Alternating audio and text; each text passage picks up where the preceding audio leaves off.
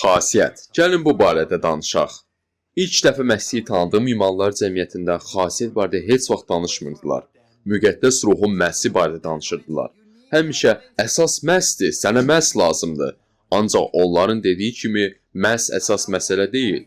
30 ildir imandayam. İmandan dönmüş o qədər adam görmüşəm ki, günahda yaşayırlar və Allahın onlara verdiyi tapşırığı yerinə yetirmədilər. Heç biri məhsin və ya ənamların az olduğuna görə imandan dönmədilər. Məhs və ya ənamlar heç vaxt problem olmuyor. Problem həmişə xasiyyətin zəifliyi olub. Əsas problem xasiyyətdir. Lakin bu barədə biz heç vaxt danışmırdıq. Niyə? Çünki hər şeyi tez əldə eləməyə xoşlayırıq. Toplantıya gedək, bir kəs bizim üçün dua eləsin, elə orada da biz dərhal deyişək.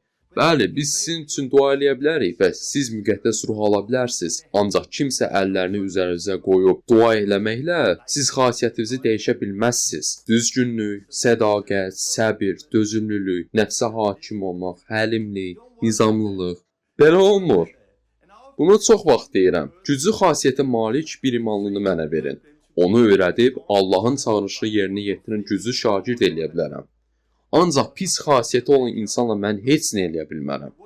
Ənamları və məhsi güclü, lakin xasiyyəti zəif olan məsihçi ən pis şeydir. Elə adamdan qaçıb uzaqlaşın. Niyə? Çünki ola bilsin bu gün onlar məşhurdur. Onları çoxları dinləyirlər. Lakin vaxt gələcək, imandan dönəcəklər və pis nümunə göstərərək çoxlarını yoldan çıxaracaqlar. Biz müqəddəs ruhla dolu olmalıyıq. Bəli, ancaq xasiyyətimiz də yaxşı olmalıdır.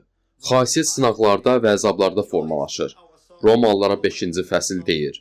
Çəkdiyimiz əziyyətlərlə də fəxr eləyirik. Çünki bilirik ki, əziyyətdən dözüm, dözümdən Allaha xoş gəlmə, Allaha xoş gəlmədən ümid yaranır. Yaxşı xasiyyət əzablarda formalaşır. Köhnə həyatı kənara qoyanda formalaşır. Cisminizin dünyəvi meyllərini öldürün yazılıb. Sonra Kolossalılar 3-cü fəsil 12-ci ayədə deyir: Allahın seçilmişləri, müqəddəsləri və sevimliləri kimi ürək mərhəməti, xeyirxahlıq, itayətkarlıq, həlimlik və səbrə bürünün. Gəlin müqəddəs ruhla dolu olaq, lakin xasiyyətimizi dəyişək.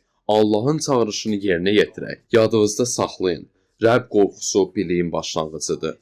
Amma səfehlər hikmət və tərbiyəyə xor baxar. Xeyir-dua ilə qalın.